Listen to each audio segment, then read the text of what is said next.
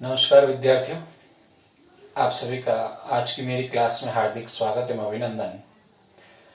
आज हम विद्यार्थियों सिंधु घाटी सभ्यता के बारे में पढ़ेंगे। सिंधु घाटी सभ्यता का एक पार्ट हमने देखा था, जिसमें हमने विशेष रूप से सिंधु घाटी सभ्यता की खोज, उसका नामकरण, विस्तार, उसका कालक्रम और उसके प्रमुख स्थल जो मुख्य रूप से 3 देशों में मिले हैं, भारत, पाकिस्तान और अफगानिस्तान, इसके बारे में हमने विस्तृत रूप से चर्चा की थी। आज विद्यार्थियों आज का जो हमारा टॉपिक रहेगा इसमें वो पुरा स्थल, सिंधु घाटी सभ्यता के जो प्राचीन स्थल हैं या पुरा स्थल हैं, वहां से हमें कौन कौन से अवशेष मिले हैं, कौन कौन से साक्ष्य मिले हैं, उसके बारे में हम अध्ययन करेंगे। अर्थात पुरा स्थल और वहां से मिलने वाले अवशेष, भग्नावशेष या साक्ष्य या प्रमाण, उसके बारे में हम अध्ययन करेंगे। तो शुरुआत करते हैं।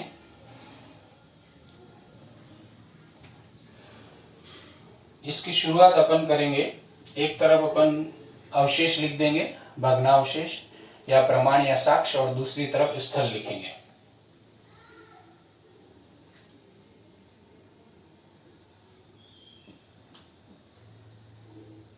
सिंधु घाटी सभ्यता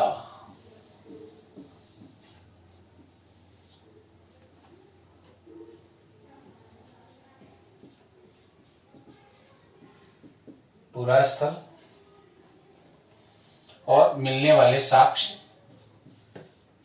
अवशेष या प्रमाण जो भी है, पुरा स्थल, साक्ष्य, अवशेष या प्रमाण या जो भी सामग्री मिली है वो। तो इसमें सबसे पहले अपन देखेंगे घोड़े की मृण मूर्तियां, अर्थात घोड़े की मिट्टी की मूर्तियां। घोड़े की मिट्टी की मूर्तियां सिंधु घाटी सभ्यता के किस स्थल से मिली है? तो घोड़े की मृण मूर्तियां जो मिली हैं वो मिली है हमें, वो हैं रंगपुर और लोथल। रंगपुर और लोथल, रंगपुर और लोथल। विद्यार्थियों, घोड़े की मिट्टी की जो मूर्तियां हमें मिली हैं वो कहां पे मिली है? रंगपुर और लोथल में मिली है। और रंगपुर और लोथल दोनों गुजरात में है। कौन सी स्टेट में है? भारत के गुजरात राज्य में स्थित है रंगपुर और लोथल। क्या मिला है वहां से? घोड़े की मृण मूर्तियां, अर्थात घोड़े की मिट्टी की मूर्तियां हमें रंगपुर और लोथल से मिली है।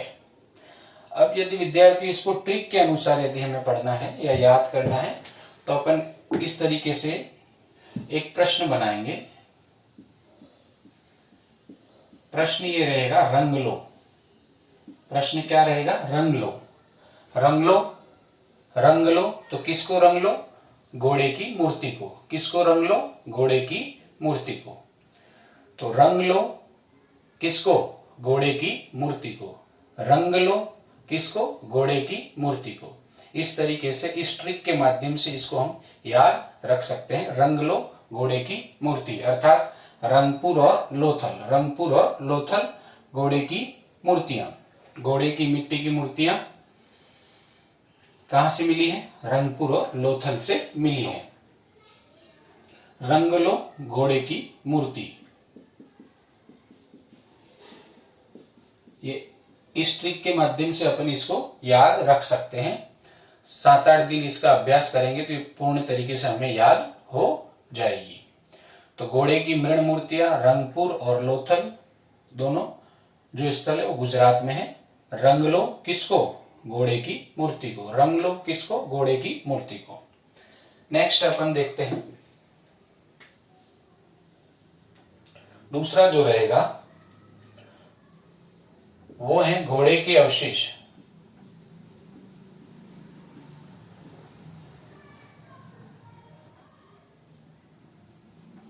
घोड़े के अवशेष, अर्थात घोड़े की हड्डियां कहें या घोड़े का जबड़ा कहें या घोड़े का कंकाल कहें, तो ऐसे जो अवशेष मिले हैं वो कहाँ पे मिले हैं? तो वो जो मिले हैं वो भी गुजरात के ही 2 स्थल है, वहां पर मिले हैं। दोनों स्थल हैं सुरकोटड़ा व रणगुंडई।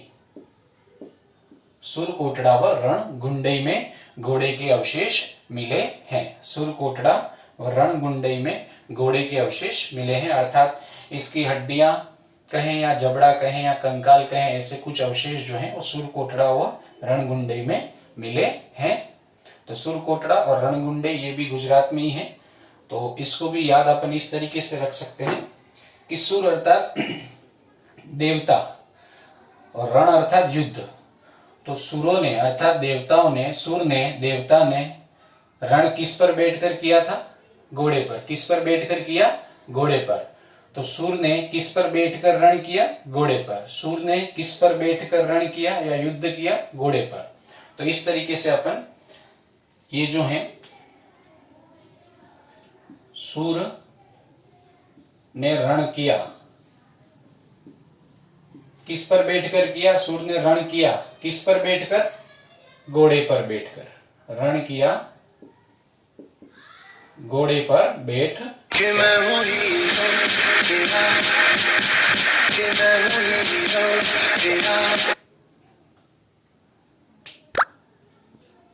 हाँ, तो घोड़े के अवशेष सुरकोटड़ा व रणगुंडई। तो इसको इस तरीके से याद रखना है। सूर्य ने रण किया, देवता ने रण किया, युद्ध किया, किस पर बैठकर किया? घोड़े पर बैठकर किया। तो इस तरीके से आप एक लिंक बिठा के इसको 7, 8, 10 बार आप यदि रोज का अभ्यास करेंगे तो ये ट्रिक के हिसाब से याद हो जाएंगे। जैसे रंग लो, तो किसको? घोड़े की मूर्ति को रंग लो। रंग लो, रंगपुर लो थल। घोड़े की मूर्तियां, घोड़े की मिट्टी की मूर्तियां। सूर्य ने रण किया, किस पर बैठकर किया? घोड़े पर बैठकर। तो सुरकोटड़ा रणगुंडई घोड़े के अवशेष। सुरकोटड़ा रणगुंडई घोड़े के अवशेष। अब तीसरा जो आता है वो है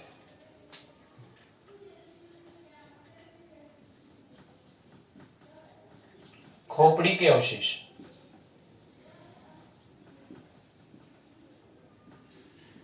बालक की खोपड़ी के अवशेष मिले हैं। बालक की खोपड़ी के अवशेष मिले हैं। तो ये जो मिले हैं कालीबंगा,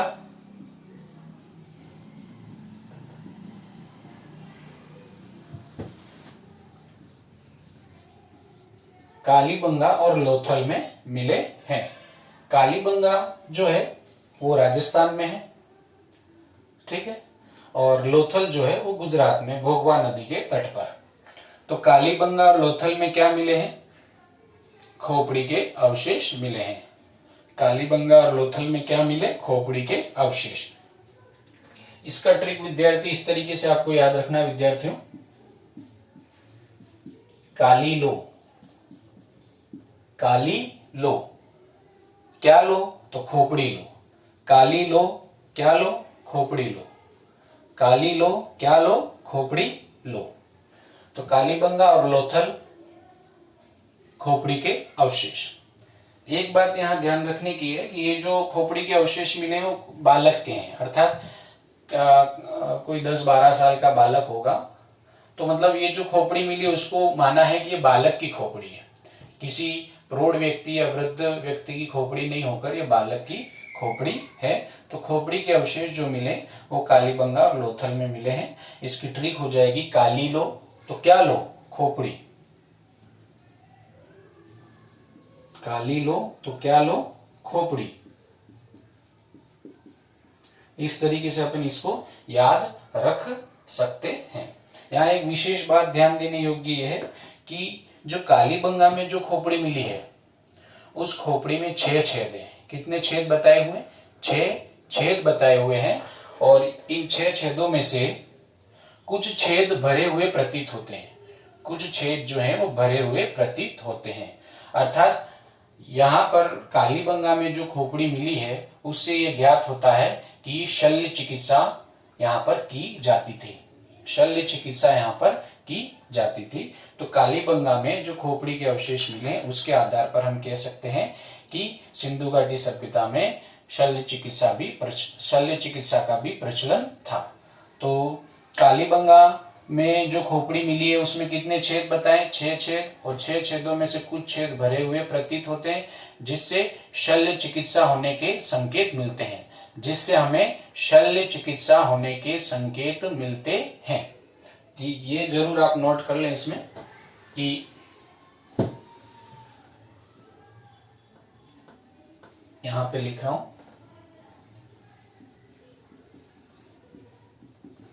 कालीबंगा में मिली खोपड़ी के आधार पर शल्य चिकित्सा के प्रमाण, शल्य चिकित्सा के प्रमाण या शल्य चिकित्सा के संकेत मिलते हैं हमें, ये हमें ध्यान रखना है। घोड़े की मृण मूर्तियां, मिट्टी की मूर्तियां, रंगपुर और लोथल, रंग लो किसको? घोड़े की मूर्ति को, घोड़े की मूर्ति को रंग लो। घोड़े के अवशेष कहाँ मिले हैं? जैसे उसकी हड्डियां कहें, कंकाल कहें या जबड़ा कहें, तो ये सुरकोटड़ा और रणगुंडे, ये भी गुजरात में है। तो सुरकोटड़ा और रणगुंडे घोड़े के अवशेष। तो सुर ने किस पर बैठकर रण किया? सुर ने किस पर बैठकर रण किया? घोड़े पर बैठकर रण किया। खोपड़ी के अवशेष कालीबंगा और लोथल, कालीबंगा और लोथल। तो काली लो क्या लो? खोपड़ी, काली लो क्या लो? खोपड़ी। और कालीबंगा में मिली खोपड़ी के आधार पर शल्य चिकित्सा के प्रमाण हमें मिलते हैं, या शल्य चिकित्सा होने के संकेत भी हमें मिलते हैं। अर्थात उस समय शल्य चिकित्सा भी प्रचलन में थी। अर्थात वहां जो खोपड़ी मिली उसमें 6 छेद थे, किंतु 6 में से कुछ छेद जैसे भर गए हो ऐसा प्रतीत होता था। तो उसके आधार पर कहा गया कि शल्य चिकित्सा भी सिंधु घाटी सभ्यता के समय में प्रचलन में थी।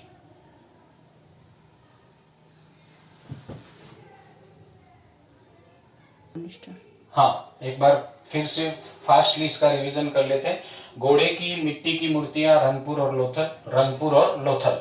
रंग लो किसको? घोड़े की मूर्ति को रंग लो। घोड़े के अवशेष सुरकोटड़ा व रणगुंडे, सुरकोटड़ा व रणगुंडे। सुर ने किस पर बैठकर रण किया? सुर ने किस पर बैठकर रण किया? घोड़े पर बैठकर रण किया।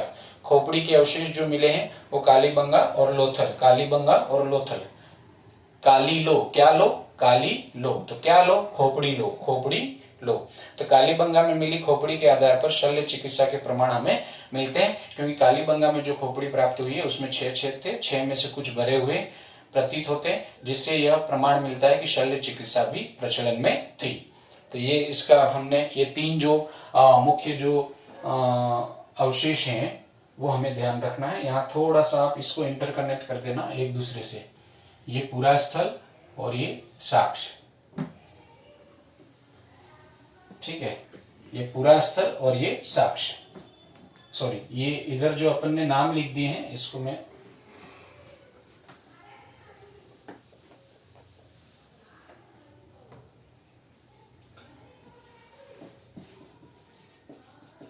पूरा स्थल और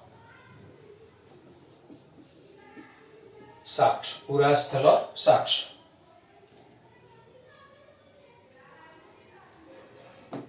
अब आगे देखते हैं।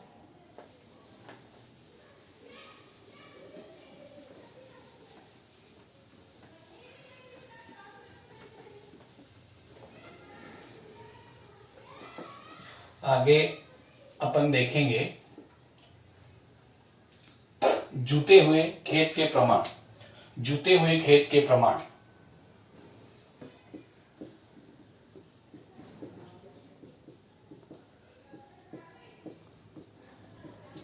जूते हुए खेत के प्रमाण हमें कहां मिले हैं?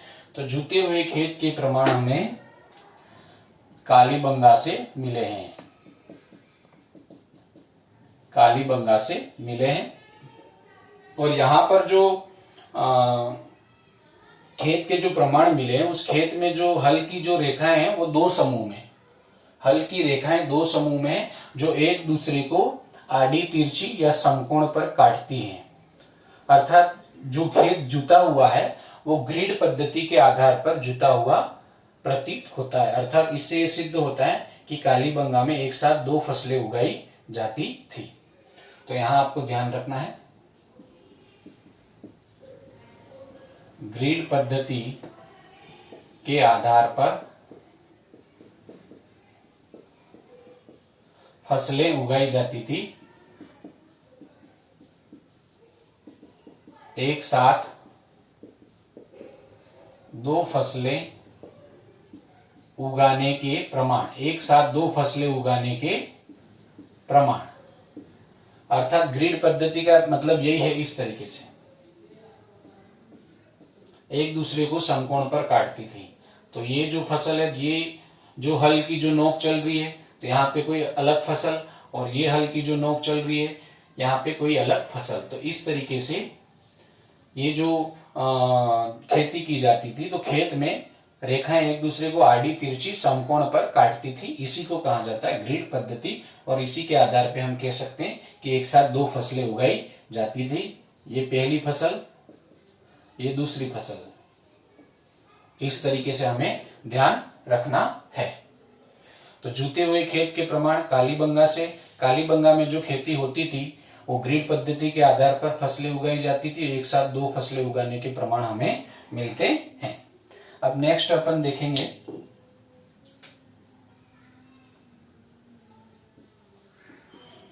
हल की प्रतिकृति।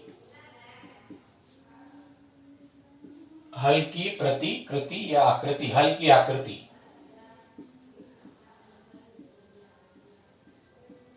हल की प्रतिकृति या आकृति या प्रतिरूप। हल की प्रतिकृति कहें, आकृति कहें या प्रतिरूप कहें, तो ये जो हमें मिला है वो कहां पे मिले हैं? ये है वनावली और चोलिस्तान। वनावली और चोलिस्तान। वनावली कहाँ है? हिसार HR, और ये है पाकिस्तान। हाँ, अब यहाँ पे जैसे हल की प्रतिकृति या आकृति या प्रतिरूप, तो ये हल किसका बना हुआ होता था? मिट्टी का। मिट्टी की ये जो प्रतिकृति या आकृति मिली है वो किसकी बनी हुई है? मिट्टी की। हल की प्रतिकृति आकृति, मिट्टी से बनी हल की आकृति कहाँ मिली है? तो वनावली और चोलिस्तान जो कि पाकिस्तान में है, और वनावली हरियाणा के हिसार जिले में स्थित है। ये हमें ध्यान रखना है। वनावली हिसार हरियाणा और चोलिस्तान पाकिस्तान में। हल की मिट्टी के हल की प्रतिकृति या आकृति या प्रतिरूप हमें वनावली हिसार चोलिस्तान पाकिस्तान, यह हमें ध्यान रखना है। फिर आता है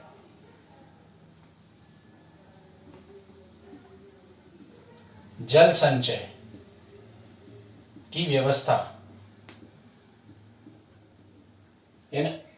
उत्तम तरीके से जल संचय की व्यवस्था के प्रमाण या जल संग्रहण के प्रमाण, जल संचय की व्यवस्था के प्रमाण हमें सबसे ज्यादा कहां पर मिलते हैं? तो ये हमें मिलते हैं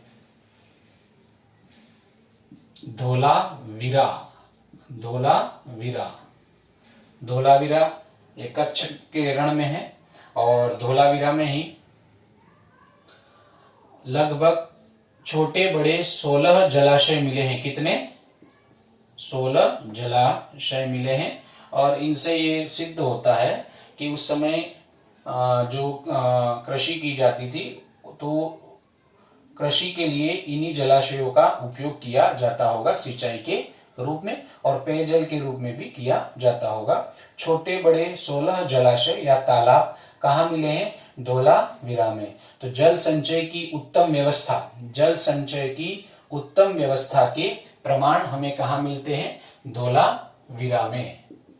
जल संचय की उत्तम व्यवस्था के प्रमाण हमें धोलावीरा धोलावीरा में मिलते हैं।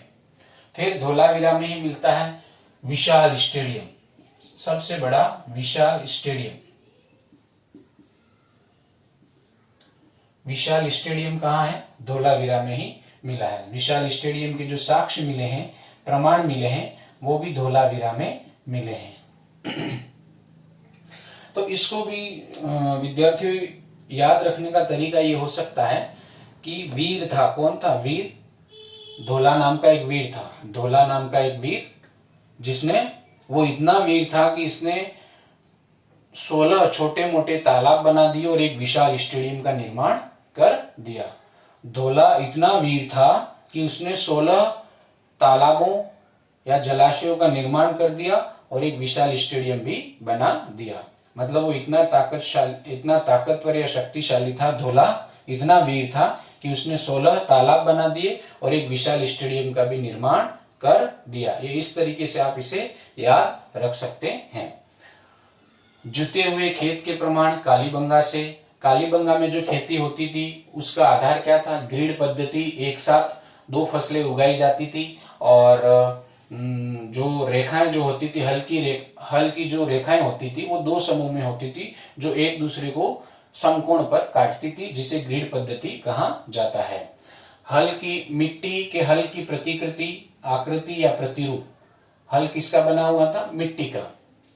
तो इसके जो प्रमाण मिले हैं वो वनावली और चोलिस्तान में मिले, अर्थात वनावली और चोलिस्तान में मिट्टी के बने हुए हल हमें प्राप्त होते हैं। तीसरा, जल संचय की उत्तम व्यवस्था के प्रमाण हमें कहाँ मिलते हैं? तो जल संचय की उत्तम व्यवस्था के प्रमाण हमें धोलावीरा में मिलते हैं, जहां पर छोटे बड़े 16 जलाशयों का निर्माण किया गया है। और धोलावीरा में ही विशाल स्टेडियम के भी प्रमाण हमें मिले हैं।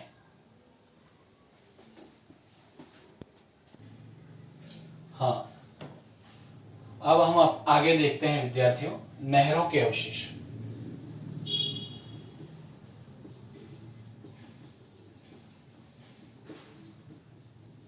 नहरों के अवशेष कहां पे? नहरों के जो अवशेष हैं वो हमें शोरतुगई अफगानिस्तान में मिलते हैं। शोरतुगई अफगानिस्तान। शायद मैं सही हूं तो ये जो अफगानिस्तान है वो शायद स्थल रुद्ध देश है, चारों तरफ से स्थल से घिरा हुआ है, न कि पानी से, शायद इसलिए हो सकता है वहां पे नहरों का निर्माण किया गया होगा। तो नहरों के जो अवशेष हैं वो कहां पे मिलते हैं? शोरतुगई अफगानिस्तान में मिलते हैं और इसी के माध्यम से वहां पे सिंचाई की जाती थी। अब दूसरा अपन देखते हैं अग्नि वेदिकाएं।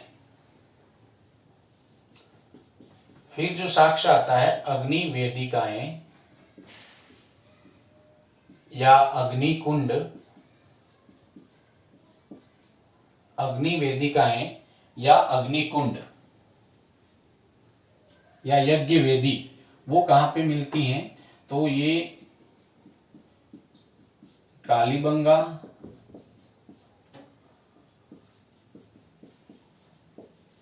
लोथल, वनावली और राखीगढ़ी। कालीबंगा, लोथल, वनावली और राखीगढ़ी। कालीबंगा, लोथल, वनावली और राखीगढ़ी। तो कालीबंगा कहाँ आ गया? राजस्थान में, लोथल गुजरात में, और ये दोनों कहाँ हैं? हरियाणा में स्थित हैं। अब इसमें अपन देखेंगे कि सर्वाधिक जो मिली हैं, सर्वाधिक वेदिकाएं, सर्वाधिक अग्नि वेदिकाएं या यज्ञ वेदिकाएं या अग्निकुंड जो मिले हैं वो हैं राखीगढ़ी में। कहा मिले हैं?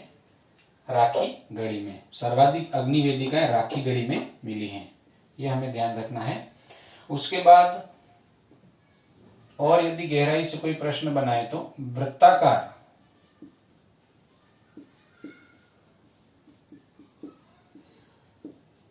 वृत्त के समान गोल, सर्कल, सर्कल नुमा जो मिली हैं अग्नि वेदिकाएं, वो मिली हैं वनावली और राखीगढ़ी में।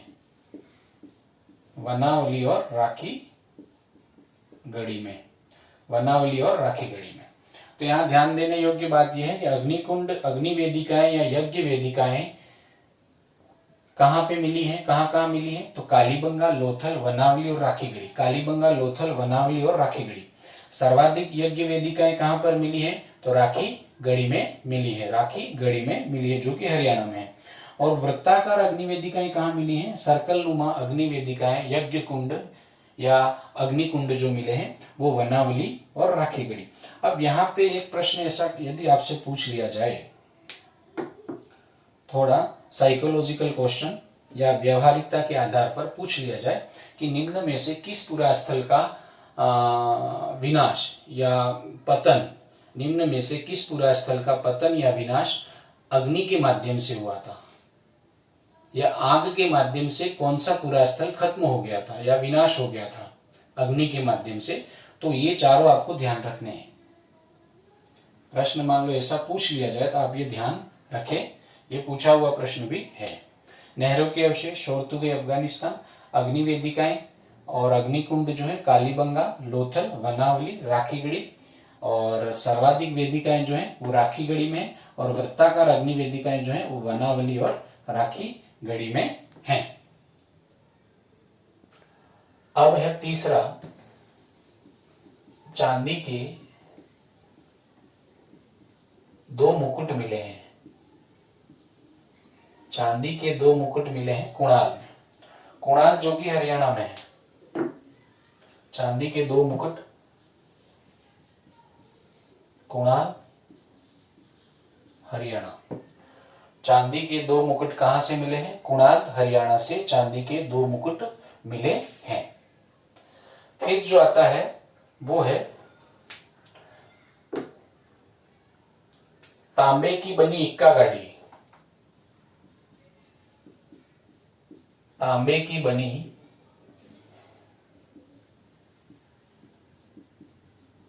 इक्का गाड़ी जो किसी एक पशु के द्वारा खींची जाती है। तांबे की बनी इक्का गाड़ी, तांबे की बनी इक्का गाड़ी जो है वो मिली है हड़प्पा से। हड़प्पा रावी नदी के किनारे, हड़प्पा रावी नदी के किनारे पंजाब प्रांत। तांबे की बनी इक्का गाड़ी हड़प्पा से मिली है। अब है नर्तकी की कांस्य मूर्ति। नर्तकी की कांस्य मूर्ति,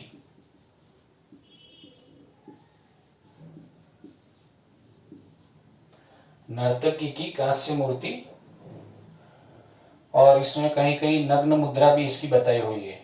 नर्तकी की कांस्य मूर्ति जो मिली है वो मिली है मोहनजोदड़ो में। कहा मिली है? मोहनजोदड़ो। मोहनजोदड़ो सिंधु नदी के तट पर, सिंध प्रांत, मोहनजोदड़ो जो वर्तमान में पाकिस्तान में है। तो नर्तकी की कांस्य मूर्ति मोहनजोदड़ो से मिली है, तांबे की बनी इक्का गाड़ी हड़प्पा से मिली है, और चांदी के जो 2 मुकुट मिले हैं वो कुणाल, हरियाणा से मिले हैं। अग्नि वेदिकाएं जो मिली है मुख्य रूप से कालीबंगा, लोथल, वनावली, राखीगढ़ी में मिली है। सर्वाधिक वेदिकाएं जो मिली है राखीगढ़ी, और वृत्ताकार अग्नि वेदिकाएं जो मिली है वो वनावली और राखीगढ़ी में मिली है। नहरों के अवशेष जो मिले हैं वो शोरतुगे अफगानिस्तान में मिले हैं। हाँ, अब एक महत्वपूर्ण जो पूरा अपने साक्ष्य है, प्रमाण है, वो है जहां से हर बार प्रश्न पूछा जाता है, गोदी, डॉकयार्ड, गोदीवाड़ा या बंदरगाह।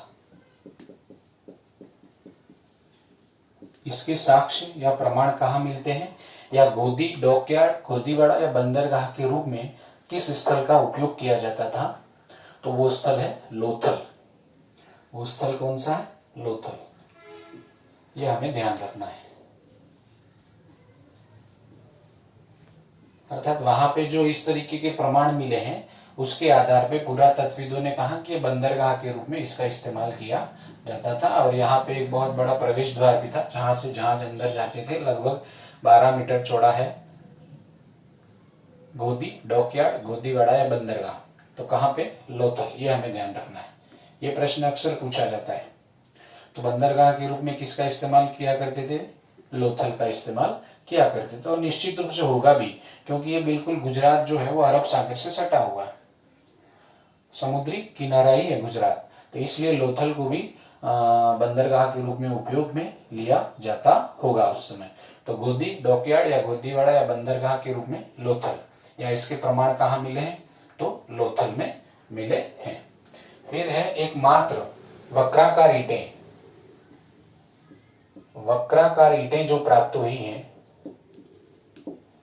वक्राकार ईंटें वो प्राप्त हुई है चन्हूदड़ो में। चन्हूदड़ो जो पाकिस्तान में है, पाकिस्तान के सिंध प्रांत में ही है, सिंधु नदी के तट पर। और यहां से वक्राकार ईंटें प्राप्त हुई है, बाकी कहीं पे भी प्राप्त नहीं हुई है। फिर प्रश्न पूछा जा सकता है कि मनका बनाने का कारखाना, मनका बनाने का कारखाना या मनका बनाने का उद्योग या मनका बनाने की कर्मशाला कहां पर स्थित थी? तो ये जो इसके कारखाने थे, मनका बनाने के कारखाने, वो मुख्य रूप से लोथल और चन्हूदड़ो में थे। मनका बनाने के कारखाने, कारखाने कहो, कर्मशाला कहो, कार्यशाला कहो या उद्योग कहो, ये आपको ध्यान रखना है। तो मनका बनाने के कारखाने उद्योग कहां पर थे? तो ये थे चन्हूदड़ो व लोथल में, चन्हूदड़ो और लोथल में। मनके किसके बनाए जाते थे? सोने, चांदी, सीप, मिट्टी और अन्य धातु से या अन्य सामग्री से भी बनाए जाते थे। सोने, चांदी, सीप, मिट्टी आदि से मनके बनाए जाते थे। और मनके बनाने के जो कारखाने हैं या मनका बनाने का जो उद्योग जो स्थापित था वो कहां पर था? चन्हूदड़ो और लोथल में था। यह हमें ध्यान रखना है। अब चौथा या इसके बाद जो आता है वो रहेगा मनका बनाने का कारखाना हो गया। एक और कारखाना या प्रसिद्ध शहर जो थे वो थे शंखवन। शंख से बनी वस्तुओं के लिए प्रसिद्ध शहर, अर्थात शंख से बहुत सारी वस्तुएं बनाने के लिए प्रसिद्ध थे ये दो शहर। शंख से बनी वस्तुओं के लिए प्रसिद्ध शहर या शंख उद्योग के रूप में, अर्थात वहां पे। और दोनों देखो, शंख कहां से प्राप्त होते हैं? समुद्र से। तो वो दोनों जो होंगे वो निश्चित रूप से समुद्र के तट पर विराजमान होंगे या समुद्र के तट पर स्थित होंगे, वही स्थल यहाँ पे होंगे।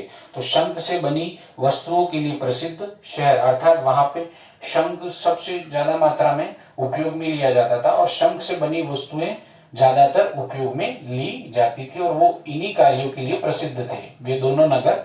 तो दोनों नगर हैं नागेश्वर और बालाकोट। नागेश्वर और बालाकोट, नागेश्वर और बालाकोट जो थे वो शंख से बनी वस्तुओं के लिए प्रसिद्ध थे। मनका बनाने का कारखाना, जो मनके जो बनाए जाते थे वो सोने के भी बनाए जाते थे, चांदी से भी बनाए जाते थे, सीप से भी बनाए जाते थे, मिट्टी से भी बनाए जाते थे और भी बहुत सारी वस्तुएं थी उनसे भी बनाए जाते थे। तो ये जो कारखाने थे वो चन्हूदड़ो और लोथल में स्थित थे, चन्हूदड़ो और लोथल में। वक्राकार ईंटें जो प्राप्त हुई वो चन्हूदड़ो में प्राप्त हुई और गोदी डॉकयार्ड, गोदीवाड़ा या बंदरगाह जो है वो लोथल में हमें प्राप्त हुआ। शंख से बनी वस्तुओं के लिए प्रसिद्ध नागेश्वर और बालाकोट, नागेश्वर और बालाकोट। तो ये जो लगभग अपने जो भी साक्ष्य थे पुरास्थलों से संबंधित, अर्थात सिंधु घाटी सभ्यता के जो पुरास्थल है वहां से मुख्य रूप से जो साक्ष्य मिले हैं और जिनके बारे में लगभग हर एग्जाम में प्रश्न पूछे जाते हैं वही अपन ने यहाँ पर पढ़े हैं। और हमारा आज का ये जो टॉपिक है सिंधु घाटी सभ्यता का, कि सिंधु घाटी सभ्यता के पुरास्थल और उन पुरास्थलों से मिलने वाले साक्ष्य, प्रमाण या अवशेष, वो आज अपना पूरा होता है। और आगे की क्लास में आपसे फिर मुलाकात होगी। नमस्कार, वंदे मातरम।